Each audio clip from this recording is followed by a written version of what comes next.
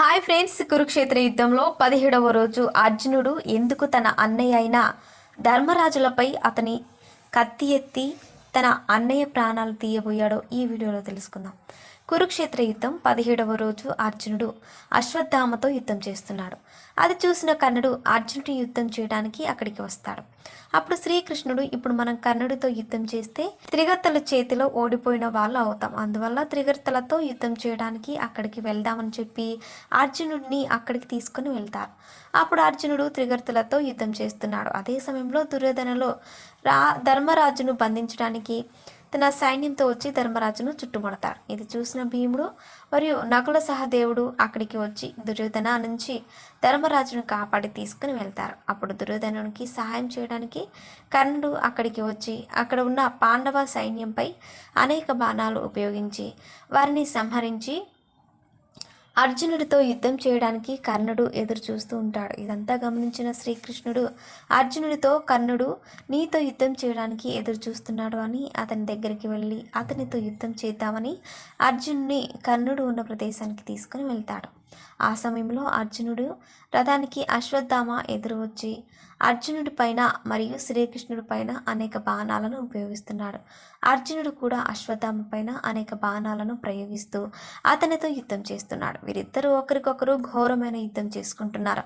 మరోవైపు ధర్మరాజు చిత్రసేనుడితో యుద్ధం చేస్తున్నాడు. అదే సమయంలో భీముడు మరియు దుష్టంజముడు దుర్యోధనపై యుద్ధం చేస్తున్నారని ఇదంతా చూసిన కర్ణుడు ఒక బాణాన్ని ధర్మరాజుపై ప్రయోగిస్తాడు. ఆ బాణం తగిలి ధర్మరాజు రథం పైన పడిపోతాడు. అప్పుడు ధర్మరాజు రథసారథితో ఒకసారి రథాన్ని ఇక్కడి నుంచి పక్కకు తీసుకెళ్లమని చెబుతాడు.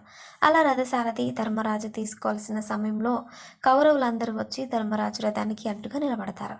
ఇదంతా చూసిన కేకేయ రాజు మరియు పాంచాల వీరులు వారితో యుద్ధం చేస్తారు. ఇదంతా చూసిన కర్ణుడు కౌరవులు రక్షించడానికి అక్కడికి వచ్చి వారితో యుద్ధం చేసి యుద్ధం నుంచి పారిపోతున్న ధర్మరాజును వెంబడిస్తూ కర్ణుడు అతని వెనకాలే వెళ్తాడు. అప్పుడు ధర్మరాజు అతనిపై అనేక బాణాల వర్షాన్ని కురిపిస్తాడు. అదే సమయంలో ధర్మరాజు సహాయం చేయడానికి నకుల సహదేవులు కూడా అక్కడికి వచ్చి కర్ణుడిపై యుద్ధం చేస్తారు. అప్పుడు కర్ణుడు తన బాణాలను ప్రయోగించి ధర్మరాజు రథాన్ని విరగొట్టి ధర్మరాజు కింద పడిపోయేలాగా చేసి అతని నెత్తి మీద తలపాగను మరొక బాణంతో కింద పడేలాగా చేస్తాడు.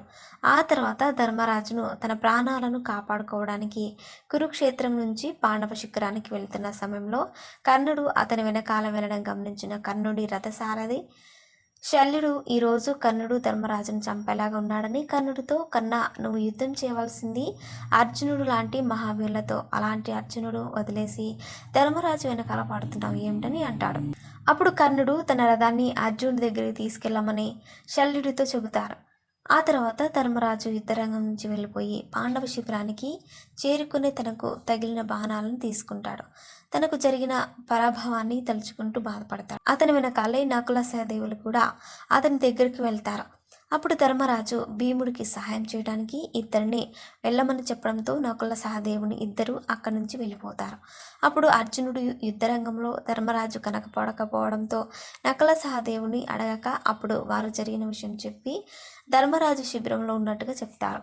తన అన్నయ్య ఎలా ఉన్నాడో చూడడానికి అర్జునుడు శిబిరానికి శ్రీకృష్ణుడితో కలిసి వెళ్తాడు. అక్కడికి వెళ్ళిన అర్జునుడిని చూసి ధర్మరాజు కర్ణుడిని చంపేసి వచ్చారని అనుకుంటాడు. కానీ అర్జునుడు కర్ణుడిని చంపలేదని, మీరు అక్కడ కనబడకపోవడంతో ఏమైందని చూడడానికి వచ్చానని ధర్మరాజుతో చెబుతాడు. అప్పుడు ధర్మరాజు కర్ణుడు ఇంకా ప్రాణాలతో బ్రతికి ఉన్నాడని తెలిసి కోపంతో అర్జున్ని అనేక మాటలు అంటూ నిందిస్తున్నాడు.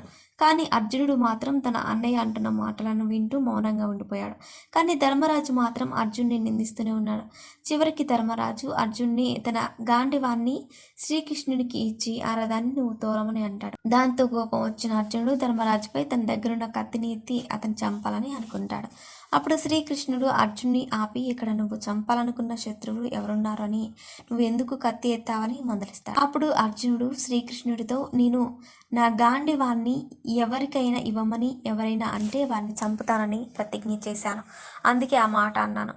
మా అన్నయ్యపై కత్తి ఎత్తి చంపాలనుకున్నాను అని అనుకున్నాను తప్ప నాకు మా అన్నయ్య పైన ఎటువంటి కోపం లేదని చెబుతాడు. అప్పుడు శ్రీకృష్ణుడు అర్జునుడితో ఏదైనా ఒక పని చేసేటప్పుడు దాని గురించి ధర్మాలు ఆలోచించి ఆ పనిని చేయాలి, అంతేగాని కోపంతో ఎటువంటి పనులు చేయకూడదు. మీ అన్నయ్య తనకు జరిగిన అవమానం కారణంగా నీతో అలా మాట్లాడాడు, కానీ నిన్ను అవమానించాలనే ఉద్దేశం అతనికి లేదని చెబుతాడు.